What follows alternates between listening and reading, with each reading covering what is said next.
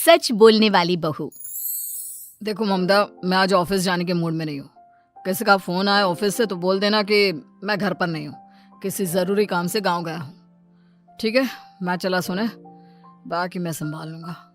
ममता बेचारी, जैसा नाम वैसा ही नेचर।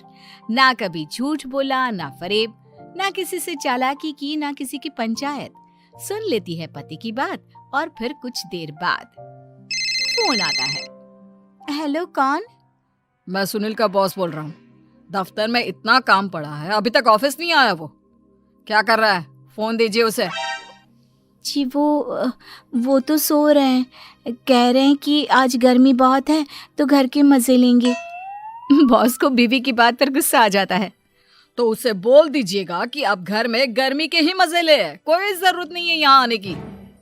ये बोलकर बॉस फोन रख देता है। ममता सारी बात सुनील को बता देती है।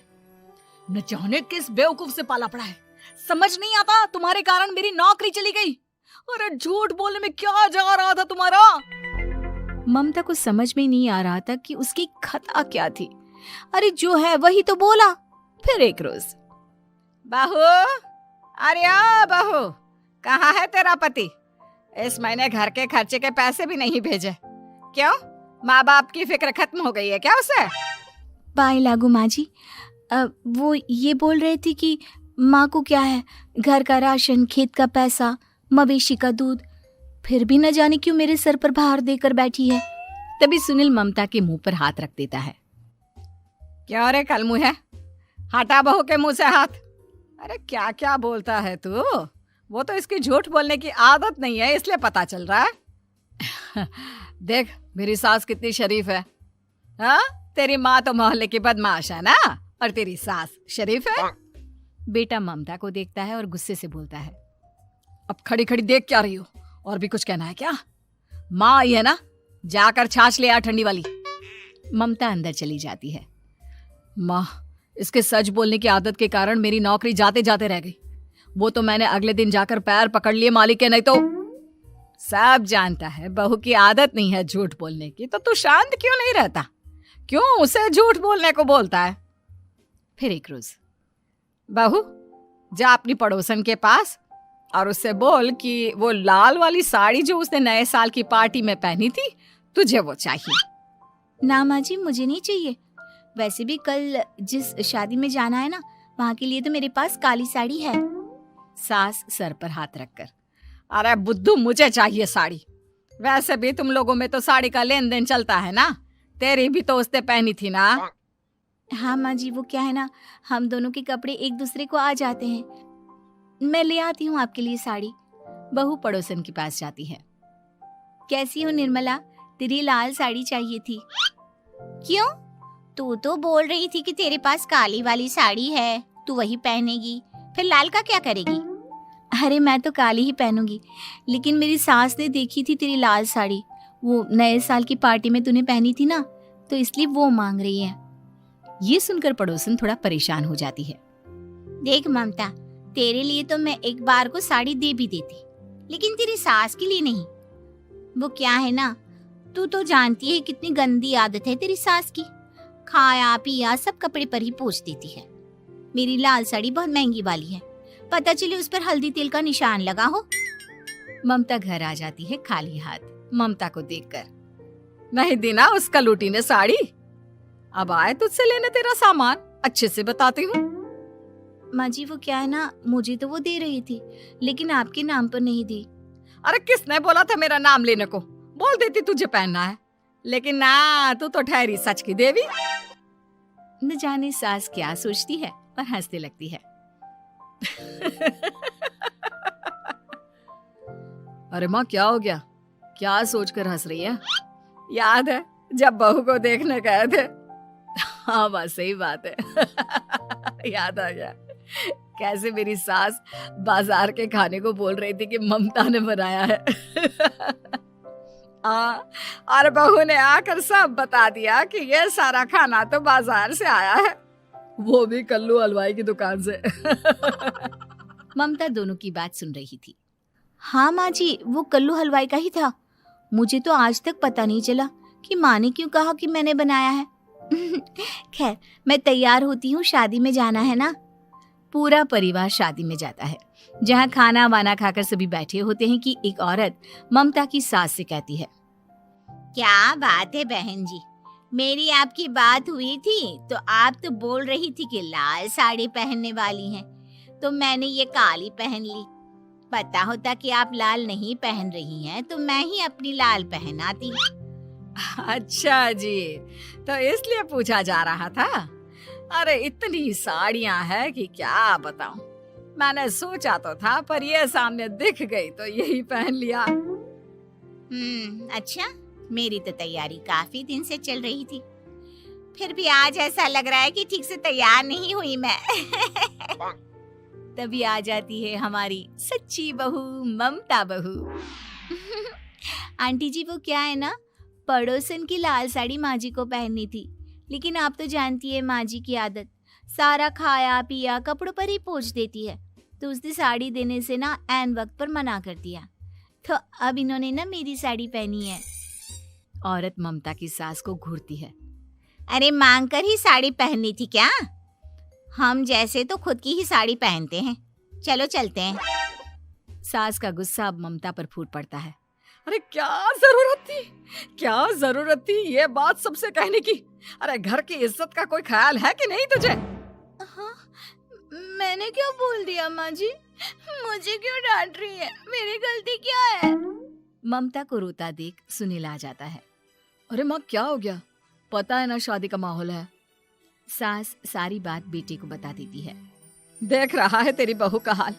अरे इस लड़की को तो ये भी नहीं पता कि कब कहाँ क्या कैसे बोलना है। अरे लेकर जा इसे यहाँ से। सभी घर आ जाते हैं। सास का मुंह तो फूला ही रहता है कि एक दिन, चलो बेटा, बहुत दिन तुम लोगों के साथ रह ली, अब चलो। वैसे भी ऐसी बहू के साथ समय कैसे कटे, जो ना झूठ बोलती है ना लोगों की चुगली करती है। अरे गांव में ही ठीक हूँ मैं, कम से कम 4 घर की खबर तो मिलती रहती है, वो भी मसाला डालकर। कैसी बात कर रही है माँ? अभी तो आई है, रह जाना, कितना अच्छा लगता है तेरे रहने से घर। तभी ममता आ जाती है। अच्छा लगता है, लेकिन आप तो बोल रहे थे कि न जाने कब तक रुकेगी, जाने का नाम ही नहीं ले रही। जाए तो कम से कम घर में थोड़ा सा फ्री सा तो फील करूं, यही बोल रहे थे कल माँ जी आपके लिए। सास बेटे को देखती है, लेकिन क्या कहती बेचारी, जब अपना ही सिक्का खोटा हो।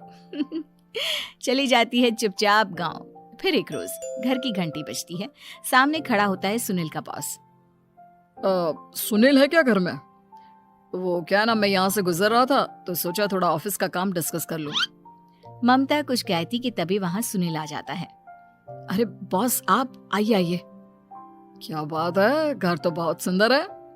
वैसे भाभी जी, आपकी खूब बातें सुनी है कि आप कभी झूठ नहीं बोलती। ये तो पता नहीं, लेकिन हमेशा सर कुछ न कुछ ऐसा बोल देती हूँ जिससे परेशानी हो जाती है। मैं ऐसा नहीं चाहती, लेकिन क्या करूँ। खैर, बॉस कुछ देर रुकता है, काम की बात होती है। ममता के साथ सब चाय पीते हैं और जैसे ही बॉस जाने को मुड़ता है कि क्या जी, कितने नेक इंसान है, फालतू ही आप खड़ूस और निकम्मा बोलते हैं इन बॉस को। अब क्या, बॉस के कान तक खुद के लिए अनमोल वचन पड़ जाते हैं और फिर ओह, तो ये बात है। और क्या कहता है ये? अरे बॉस, आप भी किसकी बात पर विश्वास कर रहे हैं? अरे इससे तो ये भी नहीं पता कि आलू प्याज कहाँ रखा है। अरे ये क्या जाने क्या बोलना है क्या नहीं बोलना है। मतलब जो मुंह में आ रहा है बोले जा रहा है। भाभी जी, आप बताइए। नहीं बॉस, लग रहा है कि कुछ गलत बोल गई मैं। वैसे ये सिर्फ इतना ही बोलते हैं कि आप में कोई टैलेंट है ही नहीं, आपकी नौकरी इन्हीं के कारण तो बची हुई है। अरे बस कर ले अम्मा, अब क्या करवा कर मानेगी, बड़ी मुश्किल से तो नौकरी बची थी मेरी। सही कहा, बची थी, लेकिन अब निकल गई। तेरे टैलेंट के भरोसे चल रही है ना मेरी नौकरी, अब देख तू। अच्छा, तो आप भी यही मानते हैं? वैसे ये बात तो है, सुनील काफी टैलेंटेड है। बॉस चला जाता है। सुनील सर पकड़कर बैठ जाता है। माना सच बोलना एक अच्छी आदत है, लेकिन ममता आज का समय ऐसा नहीं है। तुझे थोड़ा सा समाज को देखकर खुद को बदलना होगा, समझी? जी मुझे तो पता ही नहीं चलता कि मैं क्या गलत कर रही हूँ।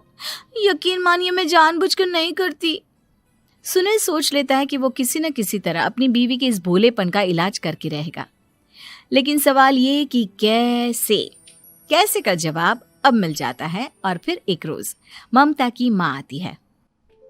ममता, तुझे तो पता है तेरे पापा का काम ठीक नहीं चल रहा है, कुछ पैसों की जरूरत थी, तेरे पास हो तो मदद कर दे बेटा। ममता माँ को घर खर्चे से बचाए पैसे दे देती है। पैसे देने के बाद सुनील आ जाता है। अरे सासू माँ, आज यहाँ कैसे आना हुआ? नहीं बेटा, वो ममता की याद आ रही थी ना तो आ गई। वो क्या है ना, पता है पापा का काम ठीक नहीं चल रहा है, तो माँ कुछ पैसे लेने आई थी। क्यों? यहाँ क्या पैसे का पेड़ उगा है? अरे कौन सी माँ अपनी बेटी के ससुराल का खाती है? कोई जरूरत नहीं है पैसे देने की। वापस कर दो माँ जी पैसे और निकलो यहाँ से। आगे से यहाँ पैसे लेने नहीं आना। सुनील ये बोलकर निकल जाता है। उसके जाने के बाद, बेटा ममता, तूने मेरी बेइज्जती कराने के लिए यहाँ बुलाया था क्या? अरे छोटा सा झूठ बोल देती तो तेरी माँ की इज्जत बच जाती, लेकिन चलती हूँ मैं। सास बाहर जाकर बाहर खड़े सुनील से कहती है, तेरे कहने पर बेटा हमने ये नाटक तो खेल लिया, लेकिन उसका क्या असर होता है ये नहीं पता। थोड़ी देर बाद सुनील घर आता है। देखिए, मुझे मेरी गलती का एहसास हो गया है। मैं समझ गई हूँ कि सच कितना सच होता है और उसकी कीमत आज के समय में बहुत बड़ी है। माफ करना, मैं आज से सच कभी नहीं बोलूंगी। क्या? कभी नहीं? फिर क्या, दोनों मियाँ बीवी खुश रहने लगते हैं, क्योंकि बीवी को थोड़ी सी झूठ की आदत हो जाती है।